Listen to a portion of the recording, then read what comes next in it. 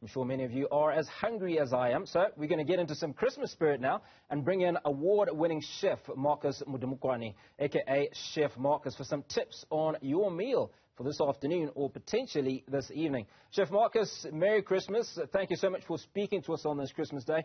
I can only imagine that as a chef you have so much that you need to be doing in the kitchen. But first up, let's talk about some of the accolades that you've received in your short career. What sets you apart from your peers? Merry Christmas to you, and Merry Christmas to the viewers. What sets me apart is that I think differently, and I take up every challenge that I receive, and I'm always game on and I'm ready to work. So like you see, now I'm ready. I'm in the kitchen, I'm cooking up a storm. I think that makes it different. Now, Christmas lunches and Christmas dinners are typically about preference. What are some of the considerations that an individual would take into account when deciding what to make for Christmas lunch or Christmas dinner before we talk about some of the tips that you will give us?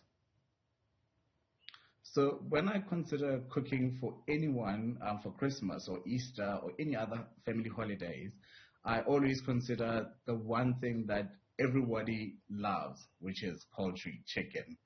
And I always ensure that we have like roast chicken. A lot of people love curry, so you have options to have either beef or lamb curry or chicken curry. So I always go for things that you can play around with, and you'll always have options to offer people. Now let's talk about what you've got lined up for today. What is your tip for December Christmas Day lunch 2021? Well, now I think for a lot of people it's a bit too late to go to the shops. But if you're still going out there, I would suggest that you get the most freshest ingredients that you can find. If you can stay away from meat that's been frozen. Try to get as fresh ingredients as possible, because you'll get a lot of flavor out of those. Use a lot of greens, have a lot of salads, a lot of veggies on your meals, because those are filling and also they are healthy. With the current situation that we are in, you want to be feeding people a lot of healthy foods and staying away from deep fried meals and all those greasy meals. So I would recommend this afternoon, if you're going out still or for this evening, I would recommend that you go for a roast or perfectly a braai. That's always a winner with our local people. Braai is pretty simple. Now, if somebody's looking to get as sophisticated as you, maybe you could talk us through what you're making this Christmas Day. So for today, I'm making a variety, like it's a feast. So we're starting off with a lamb curry and with dumpling. A friend of mine makes dumpling from Cosmo City. We have roast fish. It's a whole fish. It's stuffed with lemons and garlic butter to roast it. And we have baked cheesecake for dessert. But also as an alternative, we have a roast leg of lamb for those people who just prefer a simple roast. That works perfectly. And also for backup, we have roast chicken.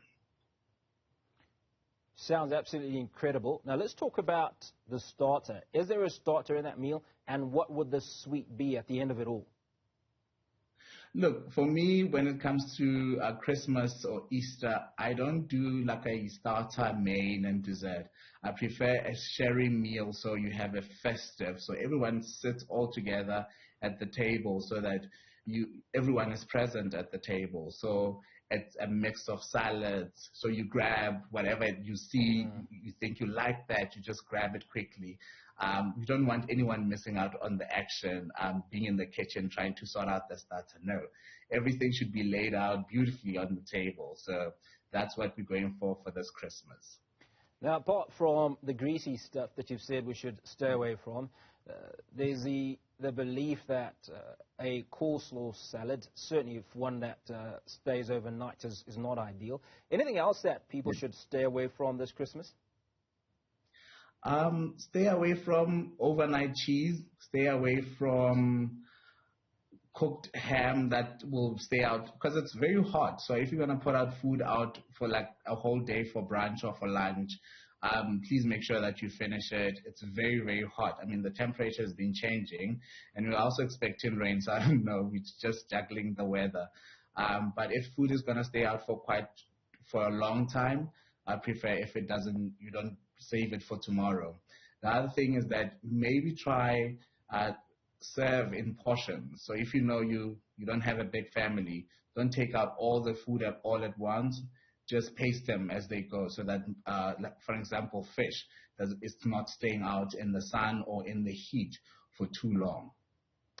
Finally, before we let you go, Chef Marcus, the issue of leftovers, probably for Boxing Day, lunch the day after Christmas. How do you preserve leftovers and ensure that they don't make you sick the next day? So ensure that it's always wrapped so that the flies don't get in. Ensure that it's put away quickly because tomorrow if you have like a nice roast, you want to make a quick sandwich or you want to use the leftover chicken in a salad, which will be brilliant with a nice dressing on the side.